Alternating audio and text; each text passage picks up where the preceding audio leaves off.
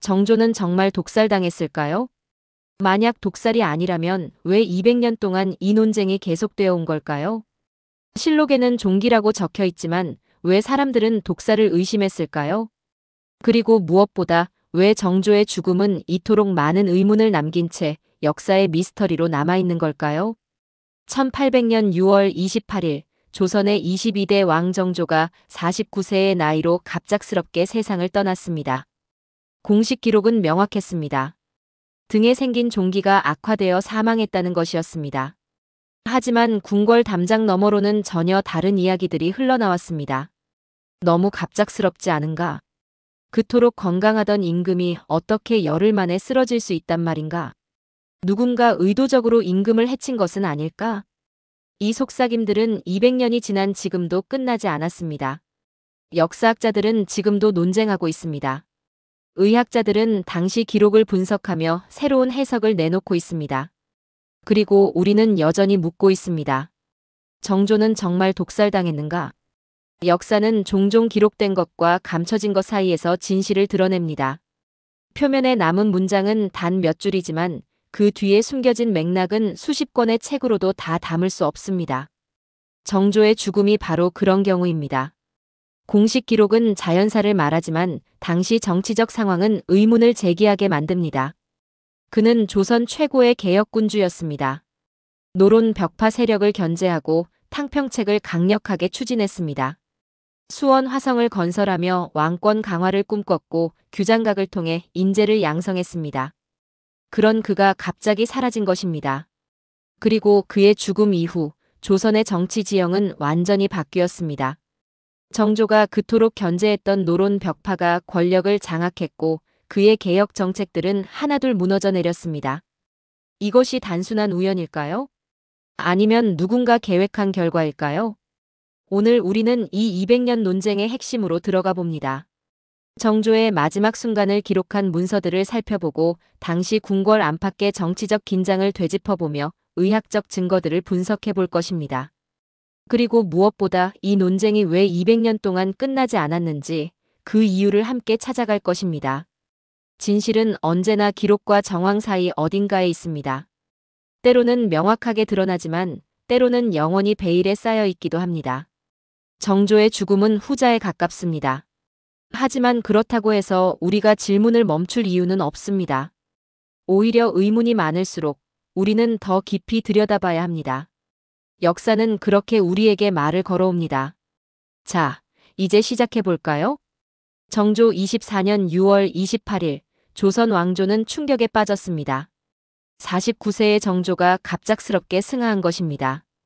그는 조선 후기 최고의 개혁군주로 평가받던 인물이었고 당시로서는 비교적 젊은 나이였습니다. 무엇보다 그는 건강했습니다. 불과 한 달 전까지만 해도 정조는 화성 행차를 계획하고 있었고 국정을 활발하게 이끌고 있었습니다. 그런 그가 6월 중순부터 갑자기 몸이 아프기 시작했고 불과 열흘여 만에 세상을 떠났습니다. 너무나 급작스러운 죽음이었습니다. 정조실록 24년 6월 28일 조에는 이렇게 기록되어 있습니다.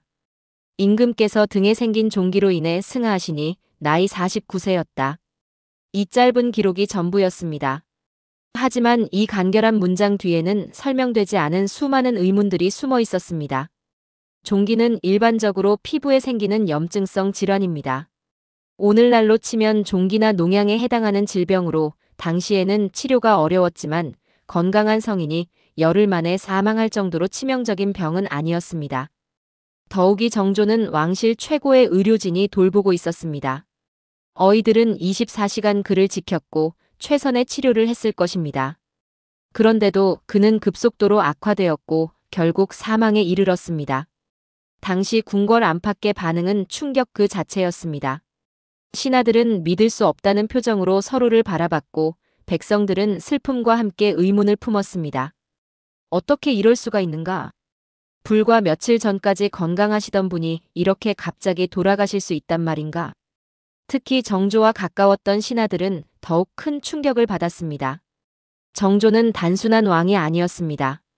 그는 조선의 미래를 설계하던 개혁가였고 새로운 시대를 열어가던 리더였습니다. 그의 갑작스러운 죽음은 조선 정치 전체의 방향을 바꿔놓을 만큼 거대한 사건이었습니다. 이 죽음이 오늘 우리에게 던지는 질문은 명확합니다. 공식 기록만으로 한 사람의 죽음을 온전히 이해할 수 있을까요? 특히 그 죽음이 한 나라의 운명을 바꿔놓을 만큼 중요한 사건이라면 우리는 더 깊이 들여다봐야 하지 않을까요? 오늘날에도 중요한 인물의 갑작스러운 죽음은 언제나 의문을 낳습니다. 공식 발표와 실제 진실 사이의 간극은 때로 크게 벌어지기도 합니다. 역사는 우리에게 기록만이 아니라 정황과 맥락까지 읽어낼 것을 요구합니다. 1974년 프랑스의 조르주 퐁피두 대통령이 재임 중 갑작스럽게 사망했습니다. 공식 발표는 자연사였지만 수십 년이 지난 후에야 그가 혈액암으로 고통받고 있었다는 사실이 밝혀졌습니다. 정부는 그의 병을 숨겼고 국민들은 진실을 알지 못한 채 그를 애도했습니다. 1953년 소련의 이오시프 스탈린이 사망했을 때도 마찬가지였습니다.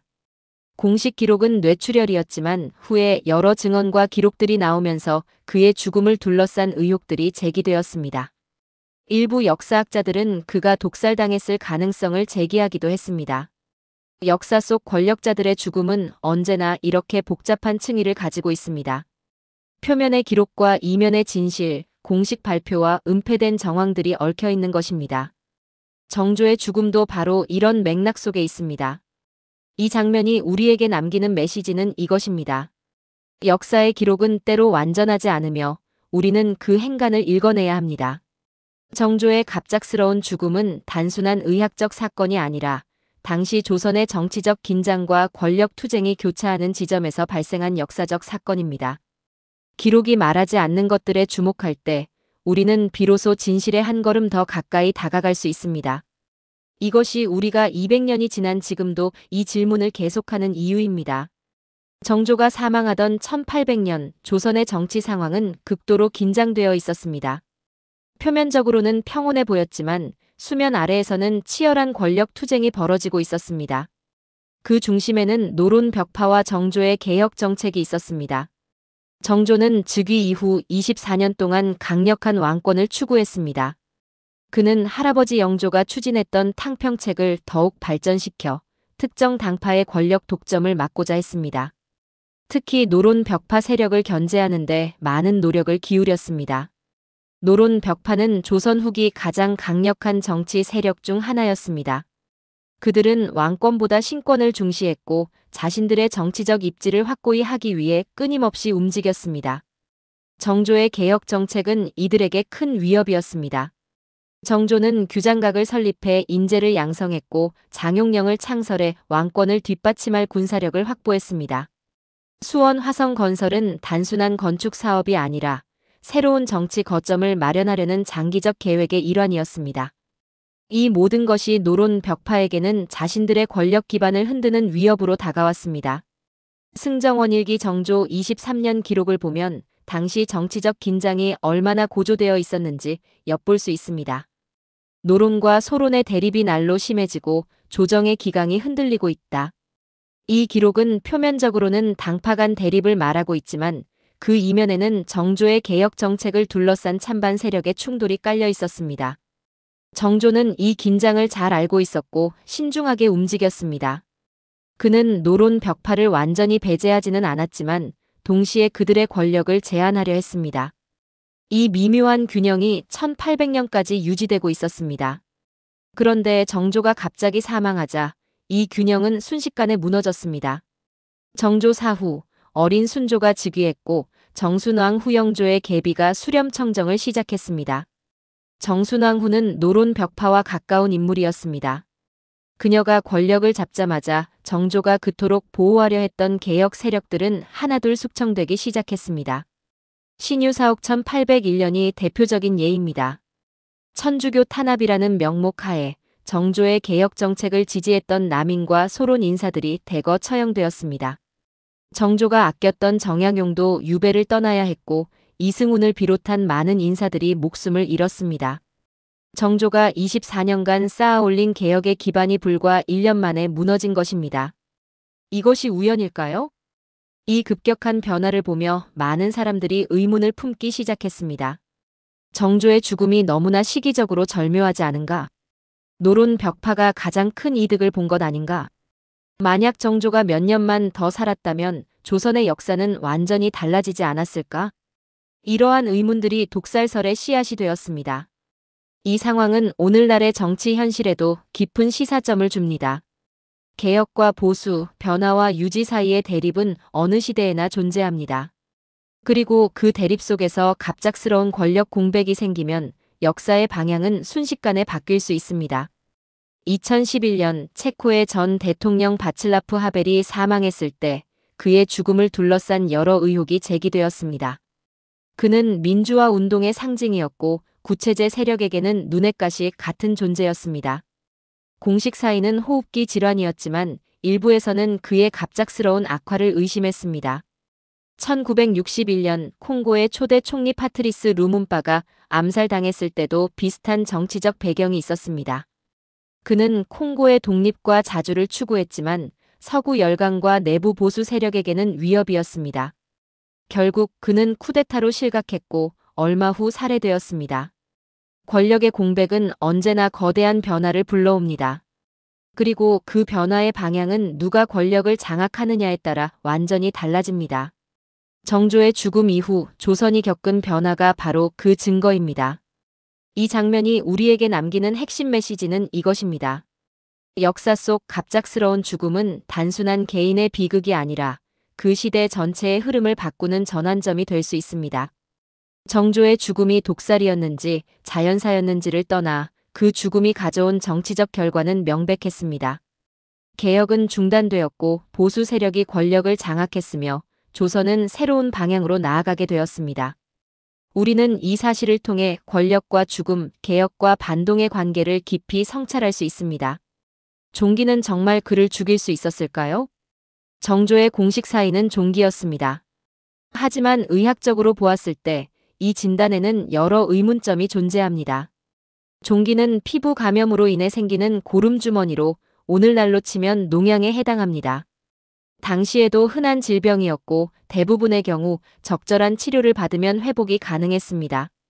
물론 치료를 제때 하지 못하거나 감염이 전신으로 퍼지면 위험할 수 있었지만 정조처럼 왕실 최고의 의료진이 돌보는 상황에서 불과 열흘 만에 사망에 이르는 경우는 매우 드물었습니다. 정조실록과 일성록의 기록을 종합해보면 정조의 병세는 다음과 같이 진행되었습니다. 6월 중순경 등에 작은 종기가 생겼습니다. 처음에는 가벼운 증상으로 여겨졌고 어이들도 큰 걱정을 하지 않았습니다. 하지만 며칠 후 종기가 급속도로 악화되기 시작했습니다. 6월 24일경부터는 고열과 함께 의식이 혼미해지는 증상이 나타났고 28일 새벽에 결국 승하했습니다. 의학 기록을 보면 이렇게 적혀 있습니다. 등창이 악화되어 열이 오르고 신음소리가 끊이지 않았다. 이 짧은 기록만으로는 정확한 병의 진행 과정을 알기 어렵습니다. 하지만 현대의학의 관점에서 이 증상들을 분석해보면 몇 가지 가능성이 제기됩니다. 첫째, 폐혈증입니다. 종기가 제대로 치료되지 않으면 세균이 혈액을 타고 전신으로 퍼지는 폐혈증이 발생할 수 있습니다. 폐혈증은 급격히 진행되며 항생제가 없던 시대에는 치명적이었습니다. 정조의 급격한 악화는 폐혈증의 전형적인 경과와 유사합니다. 둘째, 탄저병입니다. 일부 의학 역사학자들은 정조의 증상이 피부 탄저와 유사하다고 지적합니다. 탄저병은 초기에 종기처럼 보이지만 급속히 악화되어 사망에 이를 수 있는 질병입니다. 만약 누군가 의도적으로 탄저균을 사용했다면 이는 독살의 일종으로 볼 수 있습니다. 셋째, 비소 중독입니다. 비소는 조선시대에도 사용된 독약으로 초기 증상이 피부 발진이나 궤양으로 나타날 수 있습니다. 비소 중독은 서서히 진행되기도 하지만 다량 투여 시 급성 증상을 일으킬 수도 있습니다. 정조의 증상 중 일부는 비소 중독과 일치하는 부분이 있습니다. 하지만 이 모든 것은 추측일 뿐 확실한 증거는 없습니다. 왜냐하면 당시에는 부검이라는 개념이 없었고 정확한 의학적 진단 방법도 제한적이었기 때문입니다. 정조가 사망한 후 그의 시신은 즉시 염습되었고 능에 안장되었습니다. 따라서 현대적 방법으로 사인을 규명할 기회는 영원히 사라진 것입니다. 이 의학적 불확실성이 독살설이 200년 동안 지속되는 이유 중 하나입니다. 오늘날 우리에게 이 상황은 중요한 교훈을 줍니다. 의학적 진단의 정확성은 역사적 진실을 밝히는데 결정적입니다. 하지만 그 진단이 불완전하거나 의도적으로 왜곡될 때 진실은 영원히 미궁에 빠질 수 있습니다. 2013년 팔레스타인 지도자 야세르 아라파트의 유해가 발굴되어 방사능 검사를 받았습니다. 그는 2004년 원인 불명의 질병으로 사망했는데 프랑스 의료진은 뇌졸중이라고 진단했습니다. 하지만 9년 후 유해 검사 결과 그의 유골에서 통상보다 높은 수치의 폴로늄-210이 검출되었습니다. 폴로늄은 방사성 독물로 2006년 러시아 전직 요원 알렉산드르 리트비넨코를 암살하는 데 사용된 물질입니다. 이 발견으로 아라파트가 독살당했을 가능성이 제기되었지만 여전히 논쟁은 계속되고 있습니다. 1963년 미국의 존 F. 케네디 대통령이 암살당한 후 그의 시신에 대한 부검이 이루어졌습니다. 하지만 부검 결과를 둘러싸고 수십 년간 논쟁이 이어졌습니다. 일부 의학 전문가들은 공식 부검 결과에 의문을 제기했고 여러 가지 음모론이 생겨났습니다. 결국 1990년대에 와서야 부검 자료가 재검토되었지만 여전히 모든 의문이 해소된 것은 아닙니다. 의학적 증거의 부족이나 불완전성은 역사적 진실 규명을 어렵게 만듭니다. 정조의 경우도 마찬가지입니다.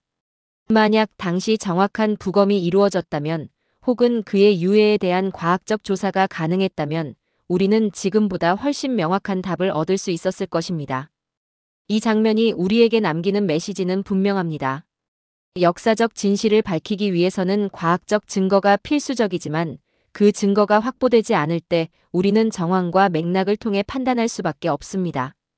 정조의 죽음을 둘러싼 의학적 의문은 완전히 해소되지 않았지만 당시 정치적 상황과 결합될 때 더욱 깊은 의미를 갖게 됩니다.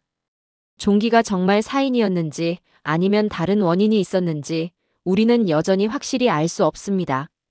하지만 이 불확실성 자체가 우리에게 질문을 던지고 있습니다. 범죄 수사에서 가장 먼저 살펴보는 것이 무엇인지 아십니까?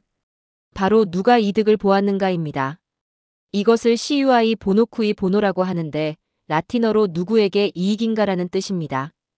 정조의 죽음을 둘러싼 의문을 풀기 위해서도 우리는 같은 질문을 던져야 합니다. 정조가 사망함으로써 누가 가장 큰 이득을 보았을까요? 답은 명확합니다. 노론 벽파 세력입니다. 정조가 살아있는 동안 노론 벽파는 끊임없이 견제를 받았습니다.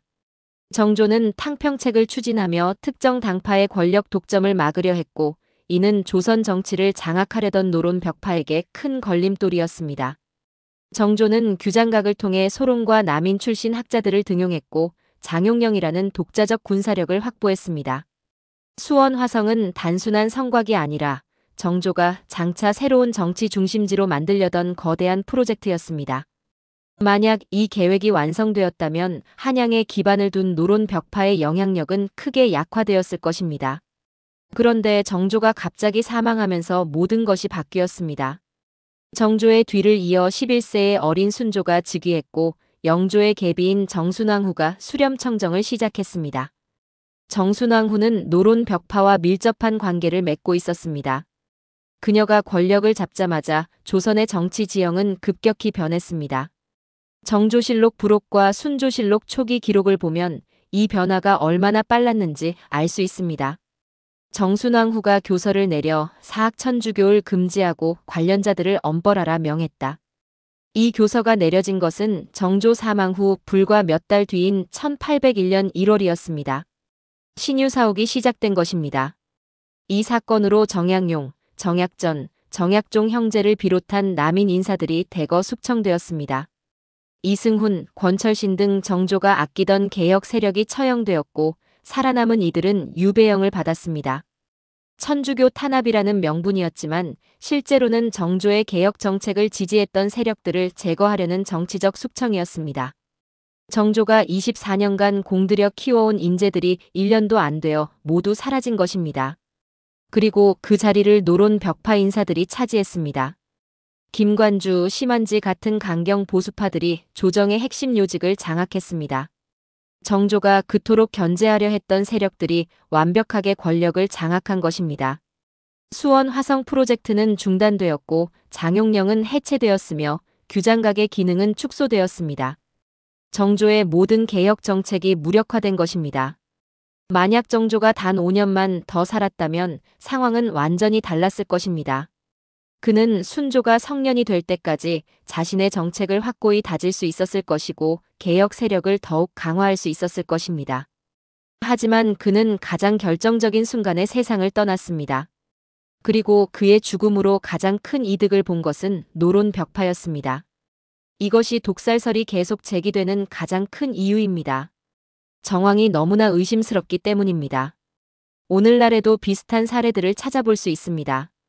2006년 러시아의 전직 스파이 알렉산드르 리트비넨코가 런던에서 갑자기 병에 걸려 사망했습니다. 그는 러시아 정부를 비판하는 인물이었고 많은 비밀을 알고 있었습니다.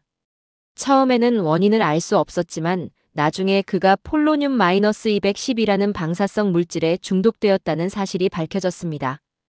영국 정부는 러시아 정보기관의 소행으로 결론지었지만 러시아는 이를 부인했습니다. 하지만 누가 그의 죽음으로 이득을 보았는지는 명백했습니다. 2018년 사우디아라비아의 언론인 자말 카슈꾸지가 이스탄불 사우디 영사관에서 실종되었습니다. 그는 사우디 정부를 비판하는 칼럼을 쓰던 인물이었습니다. 처음 사우디 정부는 그가 살아서 영사관을 떠났다고 주장했지만 결국 그가 영사관 내에서 살해되었다는 사실이 드러났습니다. 국제사회는 사우디 왕세자 무함마드 빈 살만의 지시로 암살이 이루어졌다고 보고 있습니다. 그의 죽음으로 누가 이득을 보았는지는 분명합니다. 비판자가 사라지고 권력은 더욱 공고해졌습니다. 역사는 반복됩니다. 권력 투쟁 속에서 누군가의 갑작스러운 죽음은 종종 정치적 이득과 연결됩니다. 물론 모든 갑작스러운 죽음이 암살이나 독살은 아닙니다. 하지만 그 죽음으로 누가 가장 큰 이득을 보았는지를 살펴보는 것은 진실을 찾아가는 중요한 단서가 됩니다. 정조의 경우 그의 죽음으로 노론 벽파가 완벽하게 권력을 장악했다는 사실은 부인할 수 없습니다. 이 장면이 우리에게 남기는 핵심 메시지는 이것입니다. 역사 속 의문스러운 죽음을 이해하기 위해서는 누가 이득을 보았는가라는 질문을 던져야 합니다. 정조의 죽음이 독살이었는지 자연사였는지를 떠나 그 죽음의 정치적 결과는 명백했습니다. 개혁은 중단되었고 보수 세력이 권력을 장악했으며 조선은 정조가 꿈꾸던 방향과는 다른 길로 나아가게 되었습니다.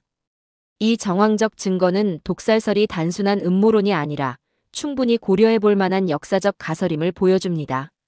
정조의 죽음을 둘러싼 논쟁은 그가 사망한 직후부터 시작되었습니다. 하지만 본격적인 학술 논쟁이 시작된 것은 20세기 들어서였습니다. 일제강점기와 해방 이후 한국 역사학계는 정조 시대를 재조명하기 시작했고 그의 죽음에 대한 의문도 함께 제기되었습니다. 역사학자들은 크게 세 가지 입장으로 나뉩니다. 첫째, 자연사설입니다. 이 입장을 지지하는 학자들은 실록의 기록을 신뢰하며 정조가 종기 악화로 인한 폐혈증으로 사망했다고 봅니다. 그들은 독살설을 뒷받침할 명확한 물적 증거가 없다고 주장합니다. 둘째, 독살설입니다. 이 입장의 학자들은 정조 죽음의 정황이 너무나 의심스럽다고 지적합니다. 그의 갑작스러운 악화, 사망 후 급격한 정치 변화, 노론 벽파의 권력 장악 등을 종합할 때 독살 가능성을 배제할 수 없다고 주장합니다. 셋째, 불가지론입니다. 이 입장의 학자들은 현재 남아있는 자료만으로는 정확한 판단이 불가능하다고 봅니다. 독살일 수도 있고 자연사일 수도 있지만 확실한 증거가 없는 이상 어느 쪽도 단정할 수 없다는 것입니다. 1960년대 역사학자 이병도는 정조의 죽음을 연구하면서 이렇게 기록했습니다. 정조의 급선은 조선 후기 역사의 가장 큰 수수께끼 중 하나이다. 이병도는 실록 기록을 중시했지만 동시에 당시 정치적 상황이 매우 복잡했음을 인정했습니다. 그는 독살 가능성을 완전히 부정하지는 않았지만 명확한 증거가 없는 이상 자연사로 보는 것이 합리적이라고 결론지었습니다. 1980년대에는 역사학자 이태진이 정조시대 연구를 깊이 있게 진행했습니다. 이태진은 정조의 개혁 정책과 당시 정치 구조를 분석하면서 정조가 얼마나 많은 적을 만들었는지 보여주었습니다. 그는 독살 가능성을 배제할 수 없다고 보았지만 동시에 확실한 증거가 필요하다고 강조했습니다.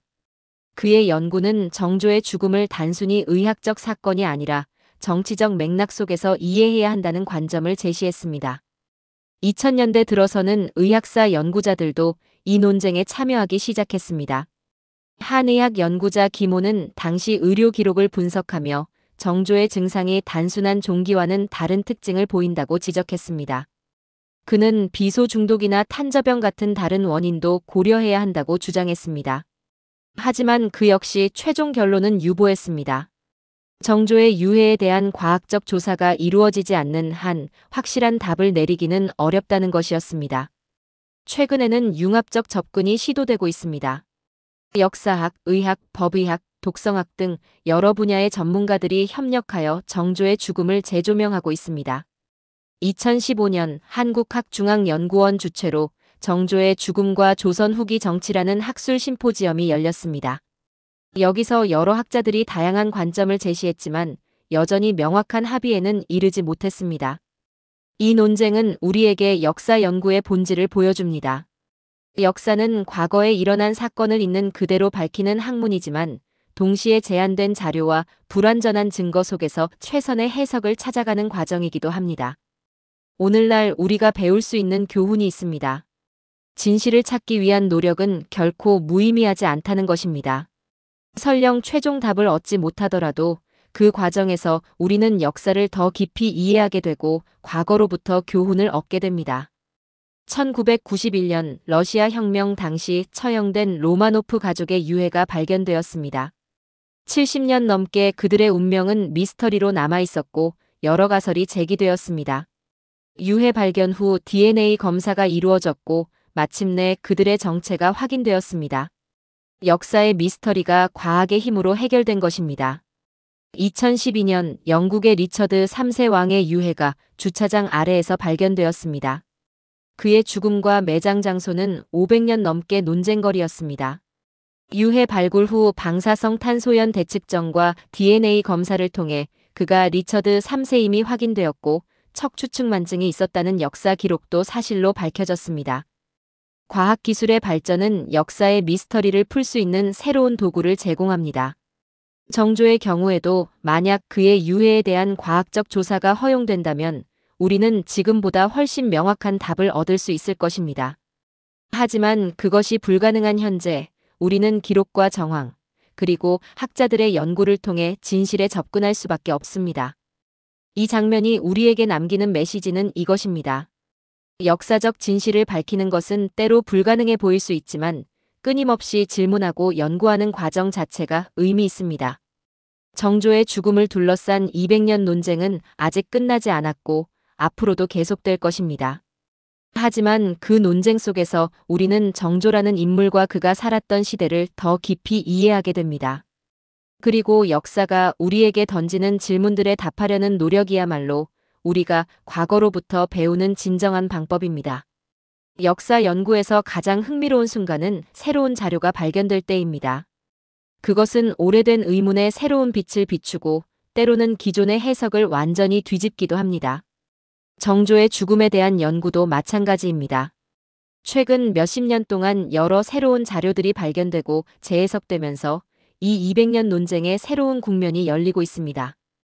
가장 주목할 만한 발견 중 하나는 궁중 의료 기록의 재분석입니다. 일성록과 승정원일기에는 정조의 마지막 날들에 대한 상세한 기록이 남아 있습니다.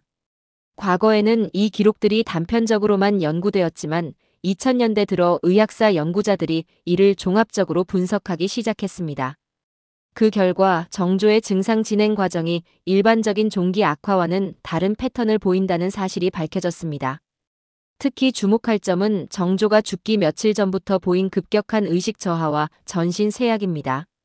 일반적인 피부 감염이 이렇게 급격하게 전신 상태를 악화시키는 경우는 드뭅니다. 의학 연구자들은 이것이 폐혈증보다는 급성 중독의 증상과 더 유사하다고 지적합니다. 또 다른 중요한 발견은 정조 사후 정순왕후의 행보를 기록한 문서들입니다. 정조가 사망한 직후 정순왕후는 매우 빠르게 움직였습니다. 마치 이미 준비되어 있었던 것처럼 그녀는 즉시 수렴청정을 선포하고 노론 벽파 인사들을 핵심 요직에 배치했습니다. 순조실록 초반 기록을 보면 이 모든 과정이 놀라울 정도로 신속하게 진행되었음을 알 수 있습니다. 정순왕후가 교서를 내려 국정 운영의 대권을 잡았다. 이 기록은 정조 사망 불과 며칠 후의 일입니다. 만약 정조의 죽음이 예상치 못한 돌발 상황이었다면 이렇게 신속한 권력 장악이 가능했을까요? 일부 학자들은 이것이 사전에 계획된 행동이었을 가능성을 제기합니다. 2010년대에는 개인 문집과 야사 기록들이 재조명되기 시작했습니다. 특히 당시 조정 관료들의 개인 일기와 편지에는 실록에 기록되지 않은 세세한 정보들이 담겨 있습니다. 예를 들어 정조 말년에 궁중 내부의 긴장이 고조되었다는 기록이 여러 문집에서 발견됩니다. 한 관료의 일기에는 이런 구절이 있습니다. 궁중의 분위기가 심상치 않다. 누구도 마음 놓고 말하지 못한다. 이 기록은 정조 사망 1년 전의 것입니다. 당시 궁궐 안에 보이지 않는 긴장과 갈등이 존재했음을 보여주는 증거입니다. 또한 정조 사후 처형되거나 유배된 인사들의 가족이 남긴 기록도 주목받고 있습니다. 정약용의 유배지에서 쓴 편지들을 보면 그는 정조의 죽음에 대해 매우 조심스럽게 언급하면서도 의문을 품고 있었음을 알 수 있습니다. 그는 직접적으로 독사를 언급하지는 않았지만 너무나 갑작스러운 변화라는 표현을 반복적으로 사용했습니다. 최근에는 법의학적 접근도 시도되고 있습니다. 비록 정조의 유해를 직접 조사할 수는 없지만 당시 의료 기록을 바탕으로 법의학 전문가들이 추정 작업을 하고 있습니다. 2018년 서울대학교 의과대학 법의학교실에서 발표한 연구에서는 정조의 증상이 비소 중독의 전형적 패턴과 상당히 유사하다는 분석이 제시되었습니다. 비소는 조선시대에도 사용된 독약이었고 초기에는 피부 병변으로 나타나다가 점차 전신 증상으로 진행됩니다. 정조의 경우 등에 생긴 종기가 첫 증상이었고 이후 급격한 전신 쇠약과 의식 저하가 나타났는데 이는 비소 중독의 경과와 일치합니다. 물론 이것도 추정일 뿐 확실한 증거는 아닙니다. 하지만 기존의 단순 종기 악화설보다 훨씬 설득력 있는 의학적 설명을 제공합니다. 이러한 새로운 연구들은 우리에게 중요한 교훈을 줍니다. 역사의 진실은 한 번에 밝혀지지 않습니다. 시간이 흐르며 새로운 자료가 발견되고 새로운 방법론이 개발되면서 우리는 조금씩 진실에 가까이 다가갑니다. 오늘날 우리가 할 수 있는 일은 열린 마음으로 모든 가능성을 검토하고 증거에 기반한 합리적 판단을 내리는 것입니다. 2019년 이집트 파라오 투탕카멘의 죽음에 대한 새로운 연구 결과가 발표되었습니다. 오랫동안 그의 죽음은 암살로 추정되었지만 CT 촬영과 DNA 분석 결과 그가 말라리아와 골절 합병증으로 사망했을 가능성이 높다는 결론이 나왔습니다. 3300년 된 미스터리가 현대과학으로 새롭게 해석된 것입니다. 2020년 나폴레옹의 죽음에 대한 연구도 새로운 국면을 맞았습니다. 그의 머리카락에서 비소가 검출되어 독살설이 제기되었지만 최근 연구에서는 당시 벽지와 도료에 사용된 비소가 자연스럽게 체내에 축적되었을 가능성이 제기되었습니다. 역사의 미스터리는 이렇게 계속 재해석됩니다. 정조의 경우도 마찬가지입니다. 앞으로 더 많은 자료가 발굴되고 더 정교한 분석 방법이 개발되면 우리는 지금보다 훨씬 명확한 답에 가까이 갈 수 있을 것입니다. 이 장면이 우리에게 남기는 핵심 메시지는 이것입니다. 역사 연구는 끝나지 않는 여정입니다. 새로운 증거가 발견될 때마다 우리는 과거를 다시 바라보고 재해석합니다. 정조의 죽음에 대한 진실은 아직 완전히 밝혀지지 않았지만 우리는 계속 질문하고 연구해야 합니다. 왜냐하면 그 과정에서 우리는 단순히 한 사람의 죽음이 아니라 한 시대 전체를 이해하게 되기 때문입니다. 200년간 이어진 논쟁의 끝에서 우리는 어떤 결론에 도달할 수 있을까요? 정조는 정말 독살당했을까요? 아니면 자연사했을까요? 솔직히 말씀드리면 우리는 아직 확실한 답을 갖고 있지 않습니다. 그리고 정조의 유해에 대한 과학적 조사가 이루어지지 않는 한 앞으로도 100% 확실한 답을 얻기는 어려울 것입니다. 하지만 그렇다고 해서 우리가 아무것도 말할 수 없는 것은 아닙니다. 지금까지 살펴본 모든 증거와 정황을 종합해보면 우리는 몇 가지 중요한 결론을 내릴 수 있습니다. 첫째, 정조의 죽음은 매우 의심스러운 정황을 담고 있습니다. 그의 갑작스러운 악화, 일반적인 종기 악화와는 다른 증상 패턴, 사후 급격한 정치 변화, 그리고 노론 벽파의 완벽한 권력 장악. 이 모든 것들은 단순한 우연으로 보기에는 너무나 일치합니다. 둘째, 독살 가능성을 완전히 배제할 수 없습니다. 당시 기술적으로 독살은 충분히 가능했고 정치적 동기도 명확했습니다. 정조를 제거함으로써 가장 큰 이득을 본 세력이 존재했고 그들은 실제로 정조 사후 권력을 장악했습니다. 셋째, 하지만 명확한 물적 증거가 없는 이상 독살을 확정할 수는 없습니다. 역사 연구는 추측이 아니라 증거에 기반해야 합니다. 현재까지 발견된 자료들은 독살 가능성을 강하게 시사하지만 절대적 증명에는 이르지 못합니다. 그렇다면 우리는 이 문제를 어떻게 받아들여야 할까요? 가장 합리적인 결론은 이것입니다. 정조의 죽음은 의문사입니다. 자연사로 단정하기에는 너무 많은 의심스러운 정황이 있고 독살로 확정하기에는 결정적 증거가 부족합니다. 따라서 우리는 이 죽음을 미해결 역사적 미스터리로 받아들이고 계속 연구하고 질문해야 합니다. 일성록 정조 24년 6월 28일 조의 마지막 기록을 다시 읽어봅니다. 임금께서 승하하시니 온 나라가 슬픔에 잠겼다. 이 짧은 문장 뒤에 숨겨진 진실이 무엇이든 한 가지는 분명합니다. 정조의 죽음은 조선 역사의 방향을 완전히 바꿔놓았고 그가 꿈꾸던 개혁은 미완으로 남았습니다. 이것이 우리가 200년이 지난 지금도 이 질문을 계속하는 이유입니다. 정조의 죽음은 단순히 한 사람의 생명이 끝난 사건이 아니라 조선이라는 나라의 운명이 갈라진 순간이었기 때문입니다. 만약 정조가 더 오래 살았다면 조선은 어떻게 되었을까요? 그의 개혁 정책이 계속 추진되었다면 조선은 근대화의 길을 더 빨리 걸을 수 있었을까요? 이런 질문들은 역사에서 만약을 다루는 과정이지만 우리가 과거를 이해하고 현재를 성찰하는 데 중요한 역할을 합니다. 오늘날 우리에게 이 이야기가 주는 교훈은 무엇일까요? 첫째, 권력 투쟁 속에서 개혁은 언제나 위험합니다. 기득권을 가진 세력은 자신들의 이익을 지키기 위해 무엇이든 할 수 있습니다. 정조는 이를 잘 알고 있었고 그래서 신중하게 움직였지만 결국 그의 시간은 너무 짧았습니다. 둘째, 역사의 진실은 종종 권력자들에 의해 왜곡되거나 은폐됩니다. 공식 기록이 항상 진실을 말하는 것은 아닙니다. 우리는 기록 이면의 맥락과 정황을 읽어낼 줄 알아야 합니다. 셋째, 미완의 개혁은 역사에 큰 아쉬움을 남깁니다. 정조가 꿈꾸던 조선의 미래는 실현되지 못했고 그 결과 조선은 19세기의 격변을 제대로 대응하지 못했습니다. 만약 그의 개혁이 계속되었다면 역사는 달라졌을지도 모릅니다. 1968년 미국의 마틴 루서 킹 목사가 암살당했습니다. 그는 흑인 인권 운동을 이끌던 지도자였고 미국 사회의 근본적 변화를 추구하고 있었습니다. 그의 죽음으로 운동은 큰 타격을 받았고 그가 꿈꾸던 완전한 평등 사회는 아직도 실현되지 않았습니다. 만약 그가 더 오래 살았다면 미국 사회는 어떻게 변했을까요? 우리는 확실히 알 수 없지만 그의 죽음이 역사의 흐름을 바꿨다는 것만은 분명합니다. 2016년 한국에서 최순실 국정농단 사건이 밝혀졌을 때 많은 사람들은 충격을 받았습니다. 공식적으로는 정상적인 국정 운영이 이루어지는 것처럼 보였지만 이면에서는 전혀 다른 일들이 벌어지고 있었던 것입니다. 역사는 이렇게 표면과 이면이 다를 수 있음을 우리에게 가르쳐 줍니다. 정조의 죽음도 마찬가지입니다. 표면적으로는 자연사지만 이면에는 우리가 알지 못하는 진실이 있을 수 있습니다. 이 장면이 우리에게 남기는 최종 메시지는 이것입니다. 역사의 진실은 때로 완전히 밝혀지지 않지만 그렇다고 질문을 멈춰서는 안 됩니다.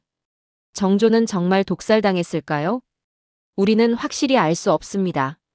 하지만 그 질문을 던지는 과정에서 우리는 정조라는 인물과 그가 살았던 시대, 그리고 그가 꿈꾸던 미래를 더 깊이 이해하게 됩니다. 진실이 무엇이든 정조는 조선 역사상 가장 뛰어난 개혁군주 중 한 명이었습니다.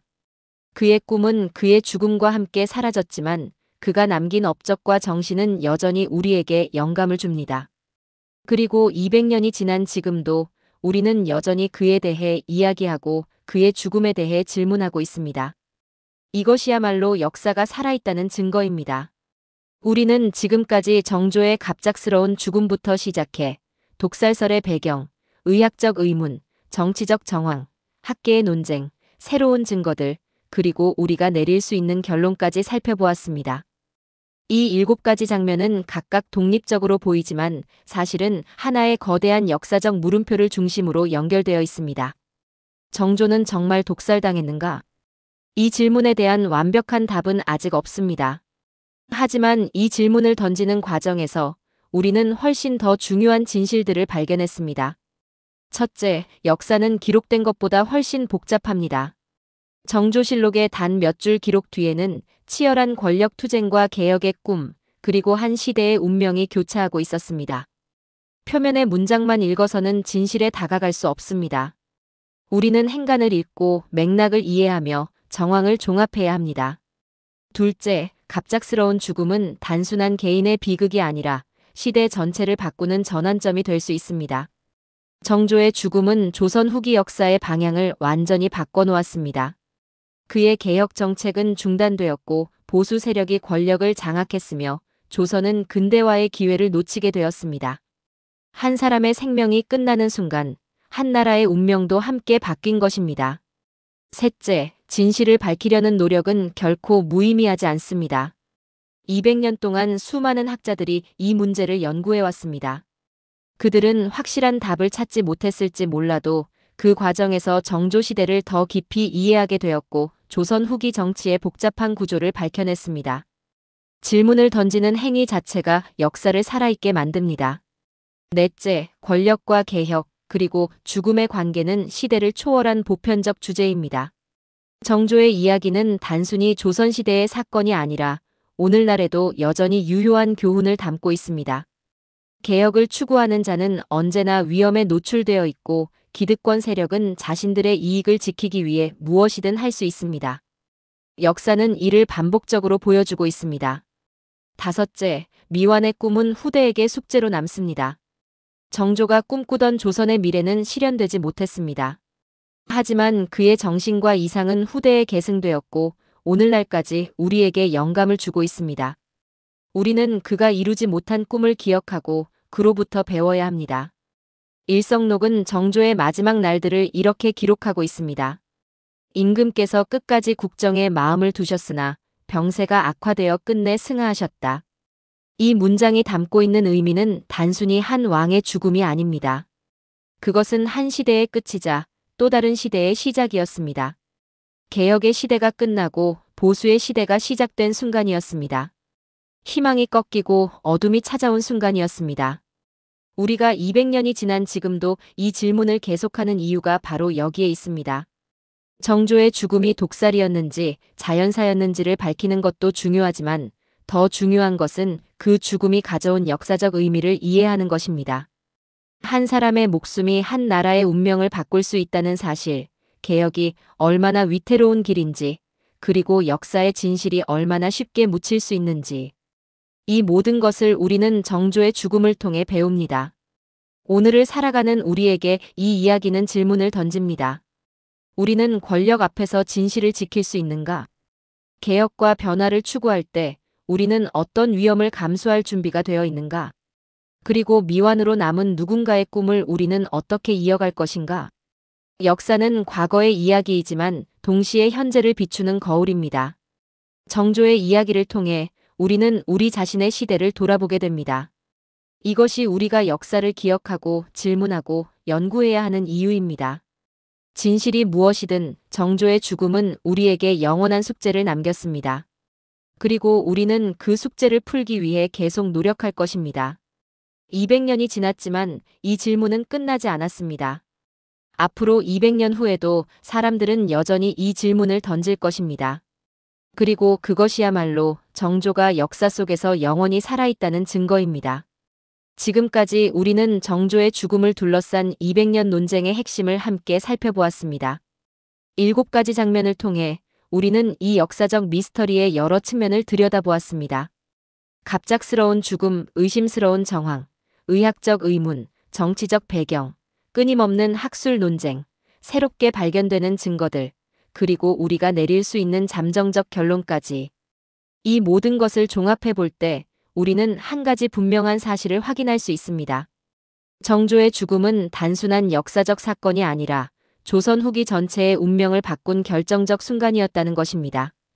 그가 독살당했든 자연사했든 그의 죽음이 가져온 결과는 명백했습니다. 개혁은 중단되었고 보수 세력이 권력을 장악했으며 조선은 정조가 꿈꾸던 미래와는 다른 길로 나아갔습니다. 역사를 공부하는 목적은 단순히 과거를 아는 데 있지 않습니다. 과거를 통해 현재를 이해하고 미래를 준비하는 데 있습니다. 정조의 이야기는 우리에게 많은 것을 가르쳐 줍니다. 개혁의 어려움, 권력의 무서움, 진실을 밝히는 것의 중요성, 그리고 미완의 꿈이 후대에 남기는 과제까지. 여러분은 이 이야기에서 어떤 장면이 가장 인상 깊으셨나요? 정조의 갑작스러운 죽음에 대한 의학적 의문이었나요? 아니면 그의 죽음으로 가장 큰 이득을 본 세력들의 이야기였나요?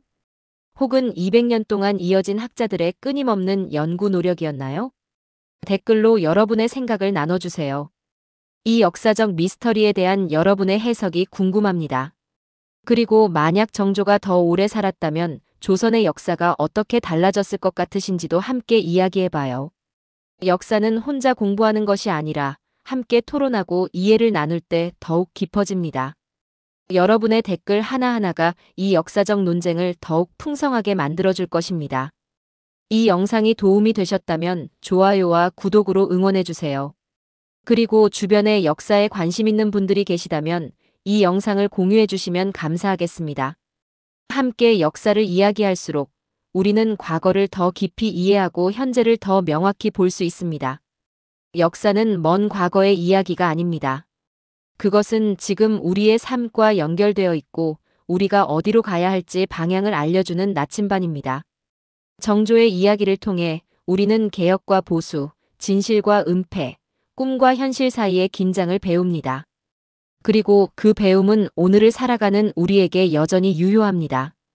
긴 시간 함께 해주셔서 감사합니다. 다음 이야기에서는 또 다른 역사 속 미스터리를 함께 풀어보겠습니다. 역사의 베일에 쌓인 진실들을 우리 함께 하나씩 밝혀나가요. 여러분의 오늘이 역사로부터 배운 지혜로 더욱 빛나기를 바랍니다. 그리고 과거를 이해하는 것이 현재를 살아가는 힘이 되기를 바랍니다. 다음 시간에 다시 만나요.